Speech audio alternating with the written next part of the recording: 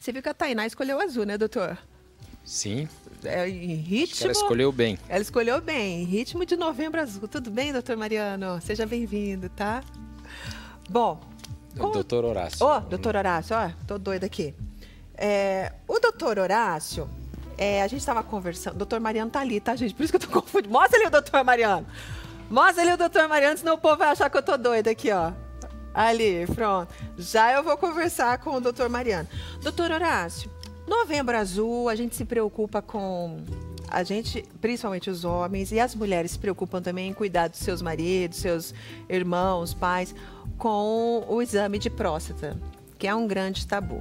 Mas antes da gente falar disso, surgiu aí uma polêmica da pílula para homens, uma pílula contraceptiva para homens. E por que está essa polêmica toda?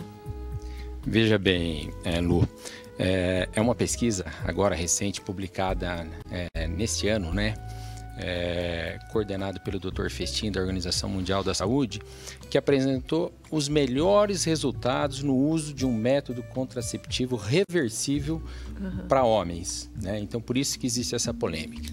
Mas os resultados, embora tenham sido bons comparado ao que se tinha até então, eles são um pouco aquém do que se tem de contracepção feminina, né?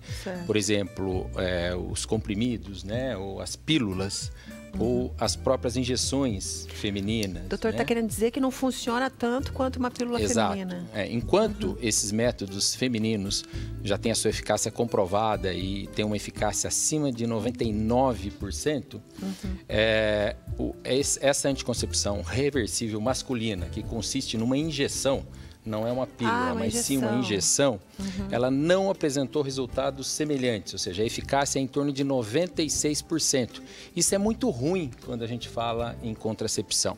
Porque da mulher é 99? 99, acima de 99,5%. Então é bastante efetivo, né? E outra questão levantada foram os efeitos colaterais, porque na composição dessa injeção existe a administração de testosterona, que é o hormônio sexual masculino, mais a progesterona, né, que é um hormônio feminino. E a associação desses dois hormônios resultou numa quantidade de efeitos colaterais também bastante intensa, o que limitou o uso desse novo método, né? Por exemplo, o surgimento de acne, né? Agressividade, ou seja, distúrbios de humor, né? E mudança também no apetite sexual. E existe uma outra questão que é bastante polêmica, já que nós estamos no Outubro Azul, é que a administração de testosterona está envolvida no crescimento do câncer de próstata. Então, ninguém sabe, se você fizer uma contracepção dessa forma a longo prazo, qual vai ser a interferência desse método no surgimento do câncer de próstata. Então, na verdade, nós temos dois fatores que limitam o uso desse tipo de contracepção no homem. Primeiro, os efeitos colaterais. Segundo, a eficácia. E nós não temos tempo suficiente de estudos para dizer que isso pode ser utilizado de uma maneira segura e que não venha a interferir no surgimento de doenças como, por exemplo, o câncer de próstata. Doutor Horácio, então significa que não é um método eficaz e também, mesmo se fosse, ainda está em estudo? Sim, né? Na verdade, essa pesquisa, por observadores externos, ela foi interrompida, ela não foi considerada uma pesquisa ética. Então, do ponto de vista prático, nós continuamos, em termos de contracepção masculina, da forma com que a gente vinha antes. Ou seja, ou se usa camisinha, né, que é extremamente eficaz, acima de 95% de eficácia, que é melhor, próximo desse método e não tem efeitos colaterais, exceto o desconforto de usar a camisinha ou algum grau de dificuldade que o indivíduo pode ter com isso.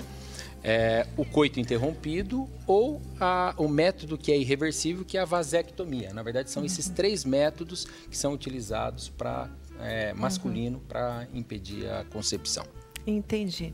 Bom, a gente fica feliz e triste ao mesmo tempo, né? Porque algumas mulheres não se adaptam com nenhum tipo de método contraceptivo e ficam na esperança do marido, de repente, encontrar um método que melhor se encaixe para a vida do casal. E se esse método aí também é algo que a pesquisa já foi derrubada, então, meninos, desculpem falar, mas ainda não descobriram nada, a não ser esses métodos aqui que o doutor falou. Com relação ao Novembro Azul, doutor, o que os homens precisam mais se preocupar e deixar um pouquinho dos medos e das vergonhas de falar para os amigos, né, que precisam, estão na idade para fazer os exames? Eu acho que é muito importante o Novembro Azul, que é um mês que é voltado para a saúde masculina, né? Lembrando que o câncer de próstata é o câncer mais frequente do homem, é exemplo do câncer de mama para as mulheres, e que é uma doença que, quando descoberta nas suas fases iniciais, ela pode ser absolutamente curada, né?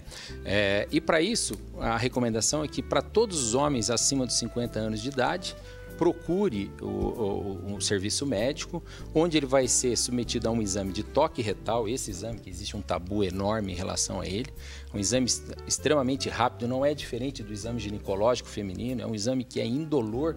Na verdade, existe mais um preconceito do que, na verdade, ele possa causar algum desconforto, mas traz um número de informações muito grande para o médico. E a dosagem de uma proteína no sangue, que é o PSA.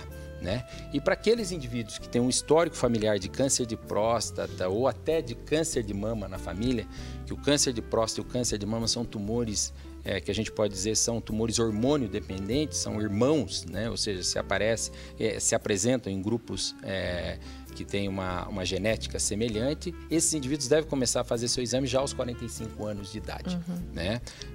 Para o indivíduo da população geral após os 50 anos de idade. E eu gosto de lembrar que o indivíduo ele é mais homem quando ele faz o exame preventivo de próstata. Por quê? Se ele faz o exame e ele tiver a doença, certamente ele vai viver mais do que aquele que não se submeteu ao exame. E por isso, esse que não se submeteu ao exame é menos homem, ele vai viver menos, né? Então, esse tabu a gente precisa realmente quebrar. Mais homem no sentido que vai viver mais, tá? Menos homem vai viver menos. Doutor, adorei. Muito obrigada, querido. Obrigado. Deus abençoe sua vida, seus pacientes, sua família, todo mundo. Obrigado, Lu, pela oportunidade. Imagina.